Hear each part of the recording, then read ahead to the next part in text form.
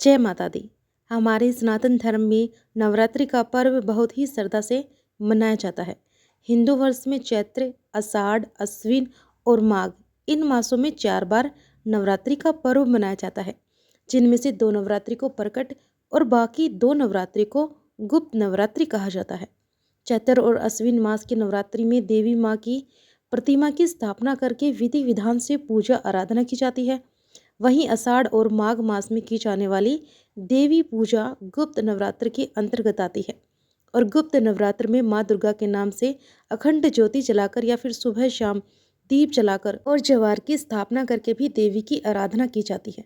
कई बार देखने में आया है कि गुप्त नवरात्र को लेकर जो भक्त हैं उनके मन में कुछ संशय बना रहता है, क्योंकि कुछ लोगों का मानना है कि गुप्त नवरात्र में केवल 10 महाविद्याओं की ही साधना की जाती है, 9 देवियों की नहीं, जैसा हम प्रकट नवरात्रि में करते हैं। लेकिन ऐसा बिल्कुल नहीं है। आप इन गुप्त नवरात्रों में भी 9 देवियों की पूजा विधि विधान से कर सकते हैं।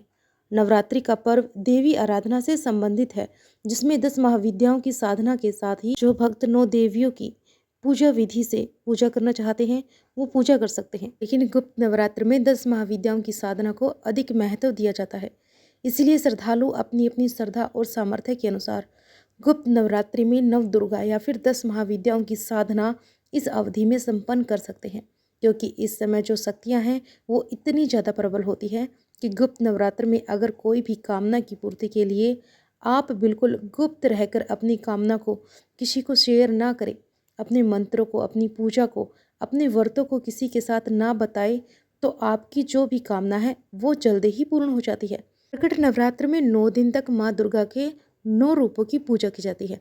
वहीं गुप्त नवरात्र में 10 महाविद्याओं की पूजा की जाती है और यह 10 महाविद्याओं में से सबसे प्रथम महाविद्या है महाकाली, दूसरी महाविद्या है माता तारा, तीसरी माँ है छिन्नमस्ता, चौथी है माँ षोडशी, पांचवी माँ भुवनेश्वरी, छठी माँ त्रिपुर भैरवी, सातवीं माँ धूमावती, आठवीं माँ बगलामुखी और 9वीं माँ मातंगी और 10वीं महाविद्या है माँ कमला। आपको इन नवरात्रियों में भी बिल्कुल उसी प्रकार के नियमों का पालन करना चाहिए जिस तरह से आप बाकी प्रकट नवरात्रि में करते हैं, यानी कि गृहस्थ जनों को ब्रह्मचर्य का पालन करना चाहिए और नवरात्रि के दिनों में लहसुन प्याज का आपको भोजन नहीं करना चाहिए।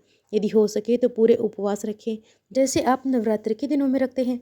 एक समय फलहार ग्रहण करके और जिनकी सामर्थ्य व्रत रखने की ना हो वह सुबह और शाम विधि विधान से केवल पूजा करके मंत्रों का जाप करके भी व्रत तो जितना ही पुण्य प्राप्त कर सकते हैं। लेकिन आपको अपने मन को इन दिनों संयमित रखना होगा, नियम से पूजा पाठ करनी होगी। श्री दुर्गा सप्तशती के पाठ या फिर माँ दुर्गा के निवारण मंत्र यानी कि ओम ऐं ह्रीं क्लीं चामुंडाय विच्चे, इस मंत्र का नियंत्रण जब तक आपके व्रत चलते हैं, जब भी आपको समय मिले, चलते फिरते, उठते बैठते, काम करते या फिर पूजा करते, इस मंत्र का आपको लगातार जाप करना है। अगर आप ऐसा करते हैं तो निश्चित ही आपके ऊपर माँ भगवती की कृपा होगी। गुप्त नवरात्रि में जो नवरात्रि के व्रत रखे जाते हैं वह खास तौर पर तांत्रिक साधना के लिए, मंत्र सिद्धि के लिए रखे जाते हैं। अगर आप मंत्र सिद्ध करना चाहते हैं तो रात का समय नवरात्र में पूजा करने के लिए सबसे उपयुक्त समय माना जाता है।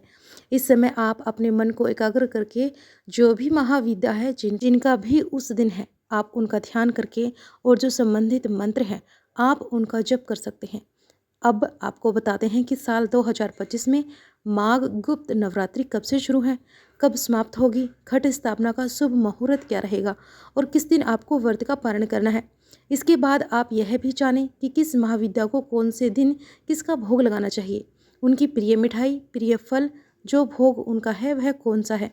इस बार गुप्त नवरात्रि प्रारंभ होगी 30 जनवरी दिन गुरुवार से और समाप्त होगी 7 फरवरी दिन शुक्रवार को। वैसे तो गुप्त नवरात्रि की महाविद्याओं की पूजा पूरे 10 दिनों तक की जाती है, लेकिन इस बार आपको केवल 9 दिन ही प्राप्त होंगे, क्योंकि तिथि की घटबट के कारण इस बार ऐसा हो रहा है। प्रतिपदा तिथि प्रारंभ होगी 3 जनवरी दिन बुधवार को शाम 6:06 से और प्रतिपदा तिथि समाप्त होगी 30 जनवरी गुरुवार को शाम 4:10 पर। तो 30 जनवरी गुरुवार को गुप्त नवरात्र का पहला दिन होगा और इसी दिन घट स्थापना यानी कि कलश स्थापना की जाएगी, जिसके लिए आप सुबह सूर्योदय के बाद से लेकर यानी कि सुबह 7:11 के बाद से लेकर 10:46 के अंदर अंदर कलश की स्थापना कर सकते हैं। और घट स्थापना का दूसरा शुभ मुहूर्त रहेगा दोपहर 12:13 से लेकर 12:56 तक। आप इस दूसरे शुभ मुहूर्त में भी घट स्थापना कर सकते हैं अगर आपके पास सुबह समय नहीं है तो। गुप्त नवरात्र का पहला दिन होगा 30 जनवरी गुरुवार को और दूसरा दिन 31 जनवरी शुक्रवार को। तीसरा दिन रहेगा 1 फरवरी दिन शनिवार। चौथा दिन रहेगा 2 फरवरी दिन रविवार। इस बार पांचवा और छठा दिन यानी कि गुप्त नवरात्र के जो पांचवें दिन और छठे दिन की महाविद्या है उनकी पूजा एक ही दिन की जाएगी।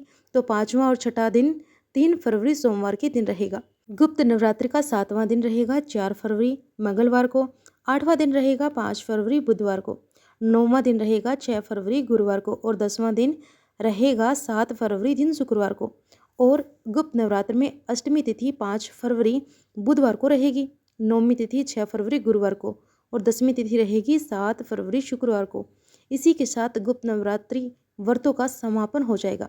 कलश विसर्जन दुर्गा विसर्जन किया जाएगा 8 फरवरी दिन शनिवार को सुबह 7:07 से लेकर 8:55 के बीच में। धार्मिक मान्यताओं के अनुसार गुप्त नवरात्र के पहले दिन 9 गोमती चक्र लेकर मां दुर्गा के पास रख दें। अब इन चक्रों को नवरात्रि के अंतिम दिन एक लाल साफ नए कोरे कपड़े में बांधकर तिजोरी में रख दीजिए। इस उपाय को करने से आर्थिक समस्या दूर होती है। गुप्त नवरात्र के दिनों में निर्जित काल मुहूर्त के समय यानी कि मध्यरात्रि के समय माँ दुर्गा के समक्ष घी का दीपक जलाएं। ऐसा करने पर नकारात्मक शक्तियों से छुटकारा पाया जा सकता है। और इन दिनों में देवी दुर्गा को लाल रंग के पुष्प अर्पित करने चाहिए। मान्यता है कि इस उपाय को करने से परिवार में सुख समृद्धि का वास होता है और लंबे समय से चली आ रही पारिवारिक समस्याएं भी दूर होती है। गुप्त नवरात्रि के दिनों में ही रात के समय आप भैरव बाबा को जलेबी और इमरती का भोग लगाएं और उसे अगले दिन बहते जल में या फिर पीपल के पेड़ के पास रख दें। कहते हैं कि इस उपाय को करने से राहु केतु शनि दोष से मुक्ति प्राप्त हो सकती है। और गुप्त नवरात्र के दिनों में आप माँ दुर्गा को हो सके तो हर दिन या फिर किसी एक दिन भी कमल का पुष्प जरूर अर्पित करें। इससे जीवन में खुशियों का वास होगा। तो यह थी गुप्त नवरात्रों की जानकारी। अगर आपको यह जानकारी पसंद आई हो तो वीडियो को लाइक करके शेयर अवश्य कीजिएगा। हर हर महादेव।